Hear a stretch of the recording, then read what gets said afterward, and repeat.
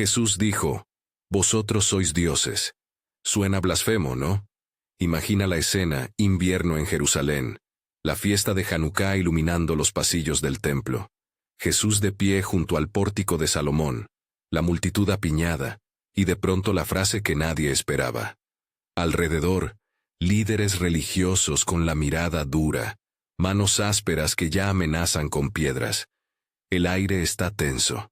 Alguien ha escuchado a Jesús decir, «Yo y el Padre somos uno», y esa declaración se ha convertido en acusación de blasfemia. Entonces Jesús responde no con una defensa teológica enlatada, sino citando algo que, sobre el papel, parece aún más escandaloso. «No está escrito en vuestra ley. Yo dije, dioses sois». Juan 10:34, RVR 1960. Detente un momento y pregúntate, ¿por qué, en medio de una acusación de blasfemia, Jesús cita un versículo que literalmente dice, «Vosotros sois dioses»? ¿Qué quiso hacer con eso? ¿Abrir una puerta a la autoexaltación humana? ¿Justificar una mística de empoderamiento sin deberes? ¿O hay algo más profundo y más inquietante en esa respuesta? Antes de seguir, si esto te empieza a mover por dentro, escribe en los comentarios, «Me estoy despertando». No es un gesto vacío, es para que otros que también sienten la incomodidad sepan que no están solos. Para entender lo que Jesús hace en Juan 10, debemos mirar dos textos que él coloca en diálogo, el Salmo 82 y Génesis 1:26. Si atendemos al hilo que va desde la creación hasta el Evangelio, descubrimos que la frase, «Vosotros sois dioses», no es una licencia para adorarse a uno mismo, sino una llamada con nombre y tarea. No es un premio, es una acusación. No es un estandarte de privilegio, es una demanda de responsabilidad. Y es precisamente esa inversión, presentar un título como una condena, la que deja mudos a los que empuñaban las piedras. Situémonos en el relato.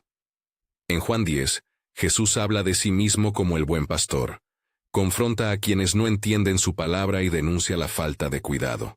Sus opositores le dicen, «¿Qué señales haces tú para que hagamos ver y creamos en ti? ¿Qué obras haces?». Paráfrasis de la discusión en el capítulo 10.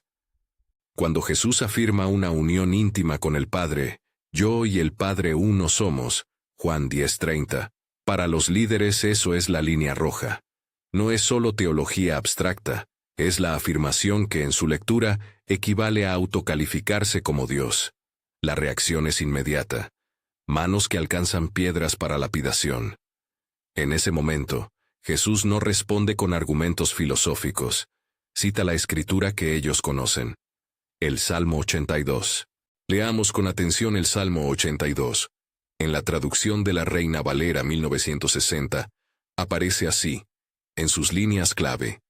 Dios está en la reunión de los dioses. En medio de los dioses juzga. ¿Hasta cuándo juzgaréis torcidamente y aceptaréis la persona de los impíos? Defended al pobre y al huérfano. Haced justicia al afligido y al menesteroso. Librad al afligido y al pobre. Libradlos de mano de los impíos. No saben, ni entienden. Andan en las tinieblas. Todos los cimientos de la tierra se trastornaron. Yo dije, «Vosotros sois dioses y todos vosotros hijos del Altísimo. Empero moriréis como hombres y caeréis como cualquiera de los príncipes». Salmo 82, 1:7, RVR 1960. Si leemos ese texto con los ojos del primer siglo, sin domesticarlo, vemos que el salmista está denunciando. Ante una asamblea, una corte divina o consejo, Dios asciende al estrado para reprender a los Elohim, a los que llevan un título divino. ¿Cuál es el cargo contra ellos? Que no cumplen la función para la que han sido nombrados. No administran justicia, desatienden al pobre, toleran la impunidad del poderoso. Y la sentencia es potente. Aunque sean llamados dioses y hijos del Altísimo, moriréis como hombres. Vuestra función no los exime del juicio. Ese es el punto que Jesús pone delante de sus acusadores. El texto que parece otorgar dignidad, Les está recordando una responsabilidad incumplida. Yo dije, vosotros sois dioses. Sí, pero el salmo continúa, y es esa continuación la que convierte el título en reproche. Moriréis como hombres. El título no es una corona gloriosa. Es un tribunal que exige obras. Aquí aparecen dos lecturas académicas que conviene señalar con honestidad, porque la ambigüedad existe y la tradición la reconoce. Una interpretación sostiene que los Elohim del Salmo son seres celestiales, miembros de un consejo divino, ángeles, una asamblea en la que Dios arbitra entre dioses menores. Otra lectura identifica a esos Elohim como jueces humanos o gobernantes terrestres que actúan como representantes de la autoridad divina. Ambas lecturas han sido defendidas por eruditos, y ambas son posibles en el marco de la Escritura. Pero la dinámica del Salmo, llamar a quienes tienen autoridad para que hagan justicia y reprocharles porque la han abandonado, funciona igual en ambos horizontes. El problema central no es su ontología, que son en esencia, sino su fracaso en cumplir la tarea. Permitidme una imagen para aferrarnos. Imagina a un funcionario real que sostiene el sello del rey. Ese sello no le convierte en el rey, le confiere autoridad delegada. Si el funcionario usa el sello para robar o para oprimir, el sello se vuelve evidencia contra él. Es el uso del poder lo que prueba la legitimidad de la representación. En la misma línea, pensar la imagen de Dios no como una esencia compartida, sino como una función encargada, ayuda a quitar el fantasma de la autodivinización y a poner sobre la mesa la cuestión práctica. ¿Qué haces con el sello que te han dado? Esto nos lleva a Génesis 1:26. La Escritura narra: Entonces dijo Dios, hagamos al hombre a nuestra imagen, conforme a nuestra semejanza. Génesis 1:26, RVR 1960. En el mundo del antiguo cercano Oriente, decir que alguien es imagen o semejanza del rey no quería decir que esa persona fuera el rey en su ser íntimo. Significaba que actuaba como su delegado, su representante, su administrador. Era el estatuto por el cual la autoridad del soberano se manifestaba en la tierra a través de otro. Traducido a nuestras vidas, la creación del ser humano a imagen de Dios implica ser portadores de una función, gobernar y cuidar la creación, administrar justicia, proteger a los vulnerables. Es un mandato operativo. Pensemos en otra metáfora: el espejo. Si se nos dice que el ser humano es la imagen de Dios, no se trata de un espejo que absorbemos para nuestro orgullo, sino de un espejo que debe reflejar la luz del que lo creó. Un espejo deshonesto, sucio o quebrado que niega la luz de su fuente no cumple su propósito. Hay una falla funcional. La imagen es responsabilidad antes que honor. Regresemos a Jesús en el pórtico de Salomón. El acusador dice: has blasfemado. Jesús no busca el salvoconducto legal de un reporter de textos. En cambio, con un gesto incisivo cita el salmo que pone el dedo en la llaga. La acusación implícita para los que se creen intocables es que, si verdaderamente son portadores de la gloria divina, sus hechos deberían mostrarlo. Jesús reta a sus contrincantes a mirar las obras. En otras palabras, si queréis usar la categoría de dioses, entonces que se note en justicia, en defensa del pobre, en la integridad del juzgar. Hay que entender la fuerza retórica de eso. Jesús no nivela la distancia ontológica entre Dios y el hombre. Lo que hace es invertir la lógica que muchos usan para proteger su autoridad. Los líderes buscaban anclar su poder en un monopolio de interpretación, en un control de las formas. Jesús los enfrenta con la norma misma, la Escritura, que les exige ejercer la autoridad con justicia. Les recuerda que el título exige resultados concretos, palpables, medibles por el trato a los más vulnerables. Ahora es necesario aclarar algo que suele perderse en lecturas apresuradas. Cuando la Escritura llama dioses a ciertos actores, no está diciendo que su sustancia sea la de Yahvé. La frase no pretende igualar la ontología. Es un diagnóstico funcional. Jesús aprovecha ese diagnóstico para mostrar la incoherencia de sus acusadores. Son los mismos que, en la práctica, niegan la justicia que su título debería garantizar. Por eso el Salmo no es una declaración triunfal, es una condena. El llamado a defender al pobre y al huérfano es central en el texto, y su ausencia es la causa del reproche divino. Si seguimos la línea histórica literaria, encontramos otra capa. El Salmo 82 es una llamada profética. En público la voz divina critica a quienes, por su posición, deberían ser custodios de la justicia. Esa crítica transforma el honor en culpabilidad. Jesús, sabiendo que sus interlocutores conocen ese texto, usa su autoridad profética para devolverles su propia ley. No argumenta desde la cátedra de la novedad teológica. Usa la escritura que ellos respetan para exponer su hipocresía. Hay un detalle que conviene subrayar. El Salmo 82 no se queda en la denuncia abstracta. El reproche se articula con imágenes sociales concretas. Pobres, huérfanos, afligidos, menesterosos. No se trata de una falta ritual. Se trata de una falla ética que se verifica en la manera en que una sociedad trata a sus más débiles. Por eso, al llevar ese salmo al debate, Jesús no está invitando a una discusión metafísica sobre estatus espiritual. Está apuntando a lo que produce la presencia divina en el mundo: justicia, defensa, liberación. Miremos con más detalle la palabra hebrea que causa tanto ruido: Elohim. En su pluralidad lingüística, Elohim puede referirse al Dios único, en plural de majestad, o a seres divinos o a magistrados humanos investidos de autoridad. La semántica exige prudencia. Cuando el salmista dice, Dios está en la reunión de los dioses, en medio de los dioses juzga, puede estar describiendo una escena de tribunal cósmico donde Dios corrige a otros seres elevados, o puede estar denunciando a jueces humanos que se han corrompido. En ambos casos la enseñanza es la misma: portar autoridad sin ejercerla justamente es un crimen. Otra imagen que nos ayuda. Imagina un sello en cera. El sello del soberano impone una firmeza y una legitimidad sobre los documentos. Sin embargo, si el sellador usa su sello para excluir a los pobres, para firmar sentencias injustas, el sello no legitima la injusticia. Al contrario, el sello será la prueba en su contra. Así funcionan los títulos en la Escritura. Son instrumentos que exigen responsabilidad.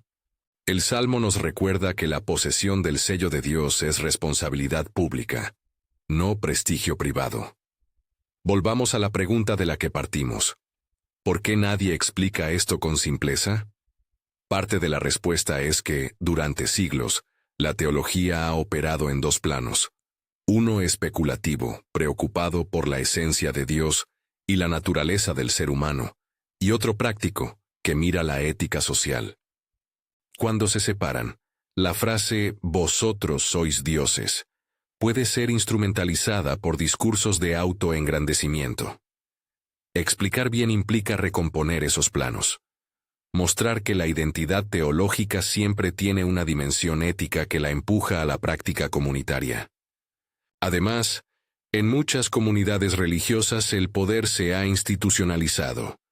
Instituciones que nacieron para custodiar la verdad pueden acabar protegiendo una distancia entre lo que se predica y lo que se practica, entre el título y la acción. Y cuando esto sucede, el argumento de Jesús y del salmista se vuelve incómodo. Ofrecen a los poderosos su propia ley como espejo. La reacción natural es la amenaza, la excusa o la violencia simbólica, desde la exclusión hasta la literalidad de las piedras. Es más sencillo acusar de blasfemia que someterse a la prueba de obras. No es casualidad que el Salmo ponga las palabras «Vosotros sois dioses» en medio de un reproche por negligencia. Eso nos obliga a leer la frase no como afirmación de autovaloración, sino como recordatorio judicial. El que tiene el título, pero no ejerce la justicia, se convierte en testigo contra sí mismo. Jesús, citando ese texto, No está reivindicando un club místico de iluminados. Está convocando a sus acusadores a responder por su conducta. Hace falta también cuidar una tentación moderna. Aplicar el texto como fórmula de autoestima espiritual. En contextos actuales, la frase «ustedes son dioses» ha sido usada para promover una espiritualidad que se centra en la realización personal, en el empoderamiento sin praxis social. Aquí la Escritura se opone frontalmente a ese uso.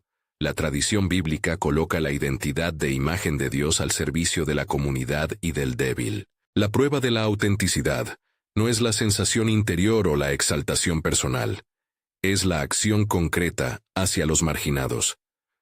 Llegados a este punto, ya podemos ver por qué Jesús eligió esa cita.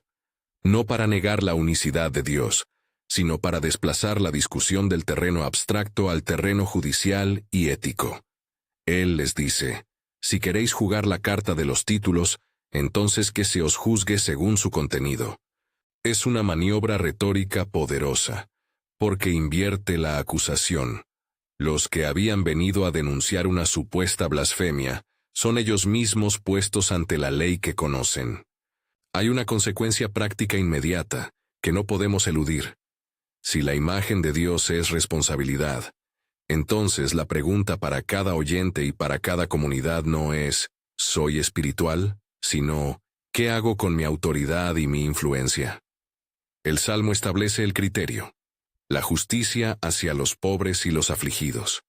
La imago Dei se manifiesta en el cuidado de quienes no tienen voz. Esta es la prueba que Jesús señala cuando exige que la evidencia de su obra sea vista en la liberación y el cuidado. Sin embargo, antes de que nos apresuremos a conclusiones fáciles, conviene detenerse en la tensión teológica que permanece. Jesús invoca la Escritura para cuestionar, pero no para abolir la distancia ontológica entre Dios y el hombre. La tradición cristiana mantiene la trascendencia de Dios. No somos divinos en esencia. Pero la Escritura también insiste en que la imagen implica un mandato: ser responsables. Podríamos decir que la identidad bíblica funciona como un puente entre lo que somos en el orden de la creación y lo que debemos ser en el orden del cuidado y la justicia. Esto nos deja en un lugar incómodo pero fecundo. La identidad tiene consecuencias. No es consuelo fácil, es una carga que pide transformación. Y esa transformación no se verifica en discursos ni en liturgias. Se verifica en las obras que alteran las condiciones de los pobres y afligidos. El Salmo, el Génesis y Jesús convergen en esto. La legitimidad de la representación divina en la tierra se mide por la justicia que produce. Piensa en tu propia vida. ¿Dónde aparece tu sello? ¿En decisiones que favorecen a quienes ya tienen poder o en gestos que levantan a quienes están abajo? ¿En qué lugares callas cuando deberías hablar? ¿Qué omisiones tuyas contribuyen al silencio de los pobres? Estas son preguntas incómodas, porque no permiten respuestas de postureo espiritual. Exigen examen y conversión práctica. Hasta aquí hemos reconstruido el contexto histórico y literario. Hemos leído el Salmo 82 y Génesis 1:26 en diálogo, y hemos visto la maniobra hermenéutica de Jesús en Juan 10:34. Hemos mostrado que la frase «vosotros sois dioses» no es una autorización para la autodivinización. Es una llamada, revestida de acusación, para ejercer la autoridad con justicia. Pero la historia no queda cerrada aquí. La tensión que Jesús desata no se limita al debate de aquel instante. Nos alcanza a todos. ¿Qué significa hoy llevar la imagen de Dios en una cultura que a menudo confunde poder con privilegio? La respuesta no es simple, y ahí está la verdadera tarea del creyente. No basta con citar textos, hay que permitir que la Escritura nos juzgue a nosotros. La pregunta que Jesús devuelve a sus acusadores, debemos hacérnosla en plural y en singular. Si portáis la imagen de Dios, ¿qué fruto produce vuestra presencia? ¿A quién protegéis y a quién dejáis desamparado? Estas preguntas se vuelven aún más relevantes cuando pensamos en estructuras, comunidades de fe, instituciones, posiciones de liderazgo. ¿Qué sucede cuando el título se burocratiza? ¿Qué mecanismos hemos creado que preservan la distancia entre identidad y obra?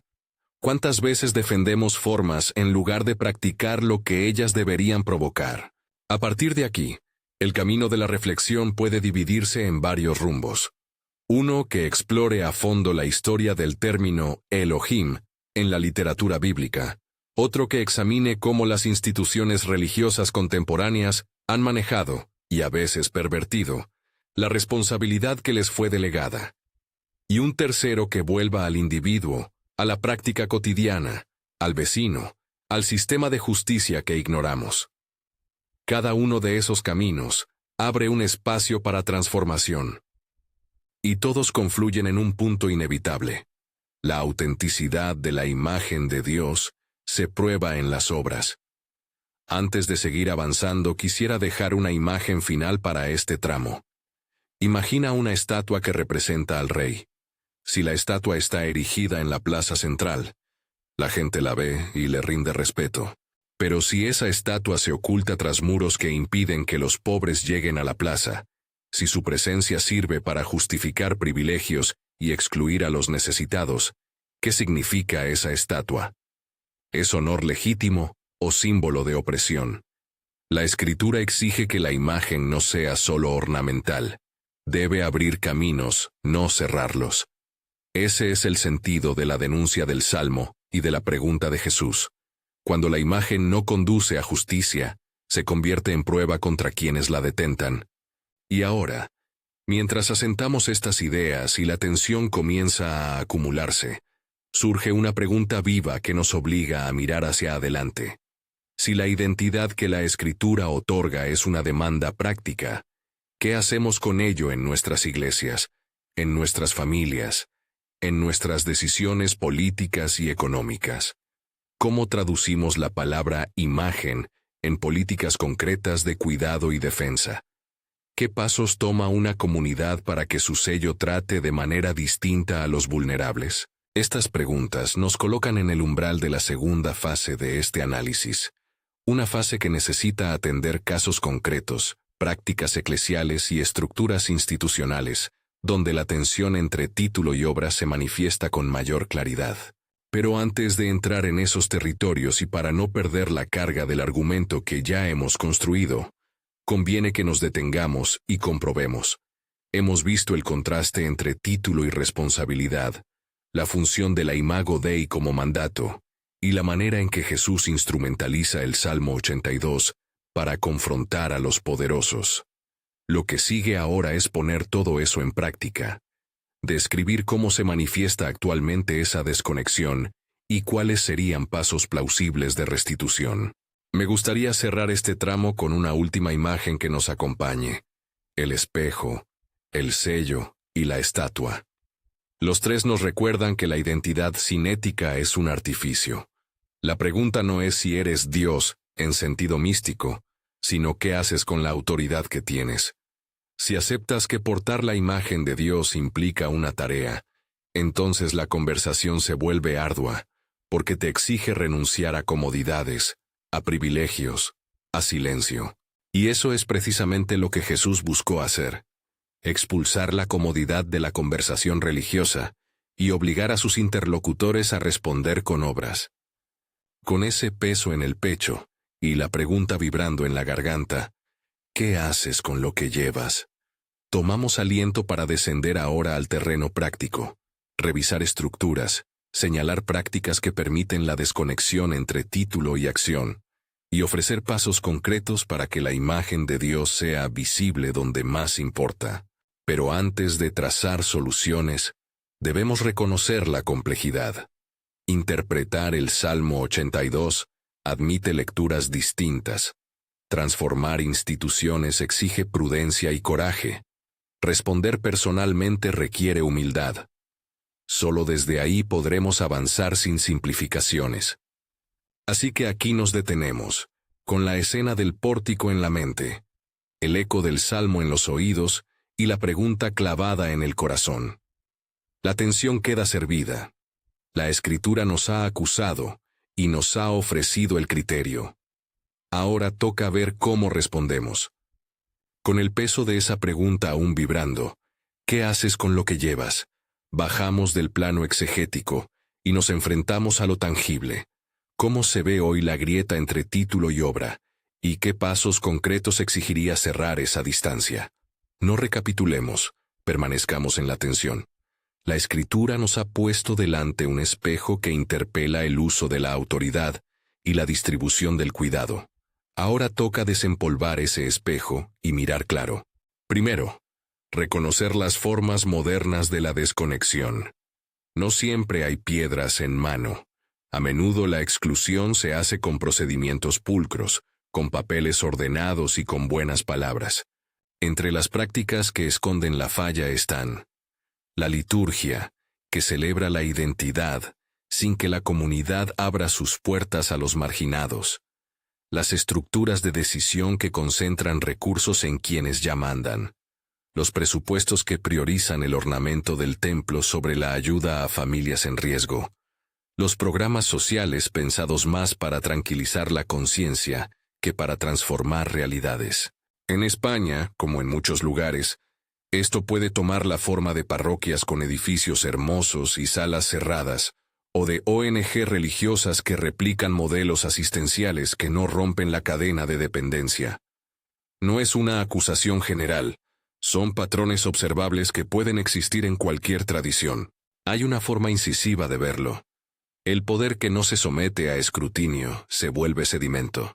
Se crea una burocracia cuya primera función es proteger la posición del que la habita. No digo que toda estructura sea corrupta. Digo que toda estructura necesita mecanismos que la obliguen a rendir cuentas, que midan su fidelidad al mandato bíblico de defender al pobre y al huérfano. El Salmo 82 no condena rituales mal hechos, condena la justicia arrebatada al necesitado. Jesús, al recuperar ese texto, estaba pidiendo que las instituciones se midieran por ese criterio. ¿Qué medidas prácticas podrían empezarse a implementar en comunidades y organizaciones que desean honestidad frente a esta llamada? Propongo, sin presunción de soluciones absolutas, una serie de pasos que responden a la lógica del sello y del espejo. Verificar el uso de la autoridad, reparar agravios, devolver voz a los marginados. 1. Auditoría de responsabilidad. Cada comunidad debería preguntarse, con datos y no solo con buenas intenciones, cómo se distribuyen los recursos. ¿Qué porcentaje del presupuesto se destina a obra social directa? ¿Cuánto al mantenimiento de estructuras? No se trata de un ejercicio contable frío. Es un examen moral. Si el sello que portamos no produce cuidado de los vulnerables, el sello es prueba en contra. Hacer públicos esos números y debatirlos es un acto de humildad que desmonta la tentación de proteger el privilegio. 2. Rendir cuentas a los más débiles. Instituir mecanismos por los cuales las personas más afectadas por las políticas de la comunidad puedan evaluar y denunciar sin represalias. Pensemos en consejos mixtos donde estén representantes de quienes reciben ayuda, inmigrantes, familias en exclusión, ancianos que viven solos. Su voz no debe ser ornamental, debe participar en la toma de decisiones. Si la imagen de Dios se prueba por la justicia hacia los pequeños tienen que tener voto en el ejercicio del poder. 3. Priorizar la restauración estructural, no solo la caridad puntual. Una actuación consistente con Salmo 82. No se contenta con repartir comida una vez al mes. Busca transformar las condiciones que provocan la necesidad. Eso implica apoyo jurídico para regularización de personas migrantes, acompañamiento para reinserción laboral, presión política por políticas públicas que atiendan la pobreza infantil. La iglesia o la comunidad que solo alivia sin implicarse en la restitución se aproxima a la estatua citada antes. Ornamenta la plaza, pero no abre el camino. 4. Formación del liderazgo en ética pública. Los cargos de decisión no solo requieren competencias administrativas, necesitan formación que los haga sensibles a la justicia social. Esto quiere decir cursos, encuentros y ejercicios de inmersión en realidades marginales para que la autoridad se forje allí donde más duele. El sello del rey no se imprime en la sala del poder, sino en los lugares donde se juzga a favor del débil. 5. Políticas de transparencia y rotación. Las posiciones de poder que duran décadas tienden a naturalizar privilegios. Establecer límites de mandato, criterios públicos para selección de líderes y procesos participativos ayuda a evitar que el sello sea monopolizado por unos pocos. 6. Prácticas litúrgicas con cauce social. Revisa las liturgias y las tradiciones para ver si su centro es el afianzamiento del prestigio interno o la movilización hacia los pobres. La Eucaristía, la oración, la enseñanza no deben ser desconectadas de la acción.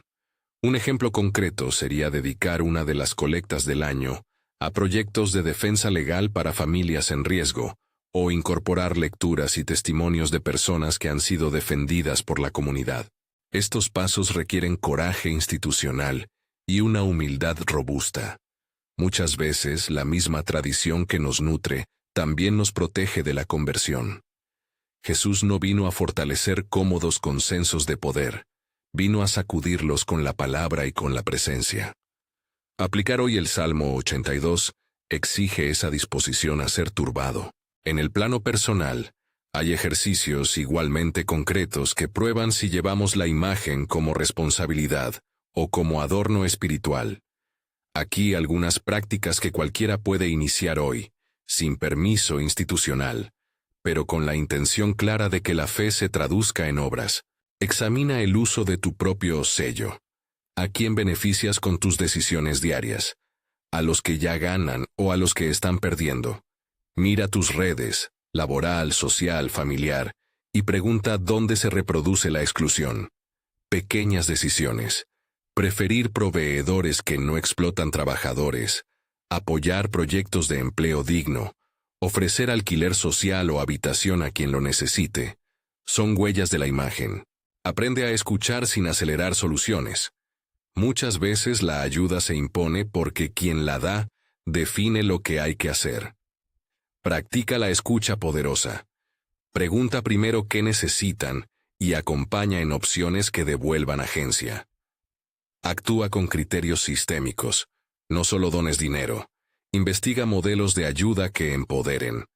Donar a programas que incluyen formación y empleo suele transformar más que ayudas puntuales que mantienen dependencia.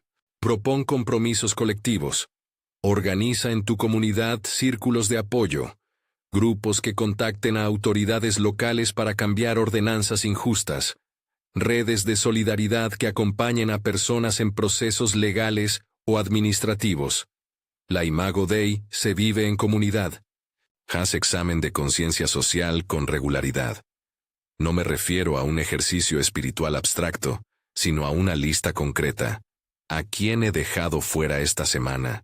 ¿Qué decisiones mías han contribuido a la pobreza de alguien? ¿Qué he callado por comodidad? Responder con acciones concretas cambia la estructura interior. Quien asume la identidad como tarea no exige reconocimiento. Espera pruebas. Por eso el criterio decisivo sigue siendo la justicia hacia los pobres y los afligidos. El texto bíblico es sorprendentemente práctico. No discute abstracciones de dignidad. Exige cuidado. Salvando distancias culturales, esos mismos principios aplican en la España contemporánea, en el trato a migrantes, en la atención a personas sin hogar, en la escucha de víctimas de violencia, en la defensa de niños en riesgo.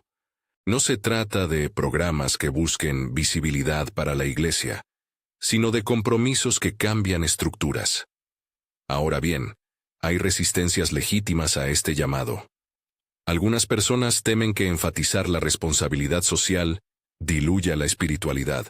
Otras opinan que la Iglesia debe centrarse en la formación doctrinal. Ambas posturas pueden ser honestas. El problema surge cuando una sirve para evitar la otra. La Escritura no plantea una dicotomía entre verdad doctrinal y praxis social. La identidad confesional alimenta la ética, y la ética testifica la verdad. Jesús lo muestra. La confesión de unión con el Padre no se completa si no hay justicia que lo confirme. También tenemos que recordar la ambigüedad interpretativa del Salmo 82. No es un pretexto para imponer una lectura única.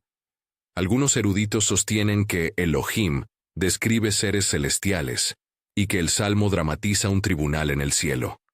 Otros sostienen que la acusación va dirigida a magistrados humanos. La lectura que hemos defendido no anula la posibilidad de lo contrario. Simplemente articula la implicación ética que ambos horizontes comparten. Quien funciona como autoridad debe rendir frutos de justicia. Esa convergencia hermenéutica es la que hace efectiva la crítica de Jesús. Un punto teológico que conviene mantener con firmeza. Rechazar cualquier forma de autodivinización ontológica. El cristianismo histórico mantiene la trascendencia de Dios. No somos dioses en esencia, pero la Escritura asigna una delegación de autoridad que, cuando se ejerce conforme a su origen, radiografía la presencia divina. Es una distinción fina pero crucial. Identidad no significa igualdad ontológica. Significa encargo moral. Nosotros somos portadores del sello, no el sello mismo. Vayamos a un ejemplo concreto para sintetizar cómo se vería esto en la práctica, en una comunidad local. Imaginemos una parroquia urbana que tradicionalmente ha atendido a ancianos y ha organizado eventos litúrgicos. Si esa parroquia decide someterse al criterio del Salmo 82, empezará por abrir sus libros. ¿A quién sirven sus fondos? Posteriormente, invitará a personas que viven en la calle a formar parte de su comité asesor. Ofrecerá espacios para atención social coordinada con servicios públicos. Reorientará parte de su presupuesto para programas de inserción laboral juvenil y formará a sus líderes en mediación y defensa de derechos. En 2 años, no solo habrá cambiado su impacto social, sino que sus prácticas litúrgicas incorporarán testimonios de transformación, y su predicación tendrá una radicalidad diferente. La justicia será un verbo presente y visible. Esa es la imagen funcionando. Esto no ocurre sin coste. Requiere renuncias, tiempo, recursos, reputación.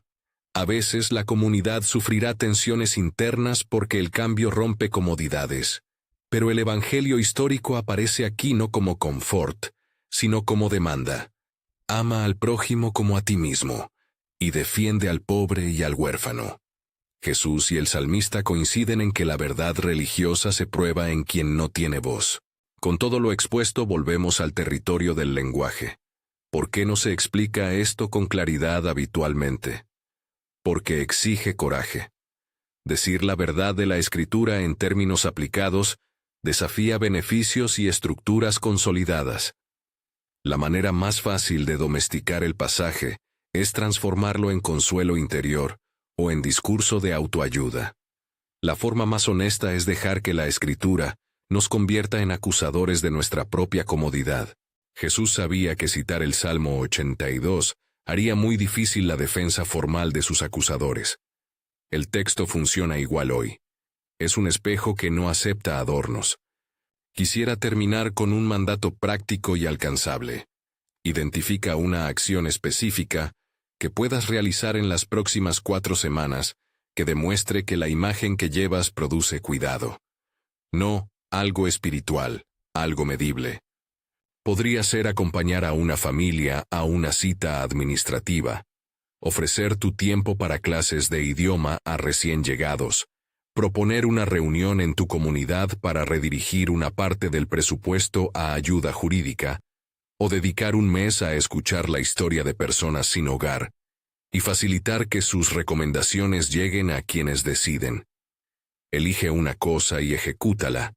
Si nadie puede medirla, probablemente no estaba orientada a los vulnerables. Antes de despedirnos, volvamos a las imágenes que nos han acompañado. El sello, el espejo, la estatua. El sello exige uso justo. El espejo debe reflejar la luz que lo creó. La estatua no puede ser un pretexto para excluir. Si aceptas que la imagen de Dios que llevas es una tarea, no un título que te da la licencia de cerrar puertas, entonces tu vida y tu comunidad tendrán que recomponerse alrededor de criterios de justicia. Esa es la conversión práctica que Jesús reclama con su cita. No un privilegio, sino una prueba. Cierro con la misma pregunta que abrió esta búsqueda, pero ahora con intención práctica. Si llevas la imagen de Dios, ¿qué acto concreto vas a poner en marcha esta semana para que esa imagen deje de ser ornamento y empiece a ser justicia? Si quieres recorrer este camino con recursos guiados, un plan de 4 semanas para auditar y reorientar la vida comunitaria, con ejercicios personales, guías para reuniones de liderazgo y sugerencias prácticas adaptadas a contextos locales, encontrarás en la descripción un recorrido guiado que hemos preparado para acompañar la transformación. No es una solución mágica. Es una hoja de trabajo para que la teología se vuelva práctica. Úsala con humildad. Compártela con quienes toman decisiones y, sobre todo, permite que la Escritura te juzgue y te guíe hacia la justicia que revela a Dios en el mundo.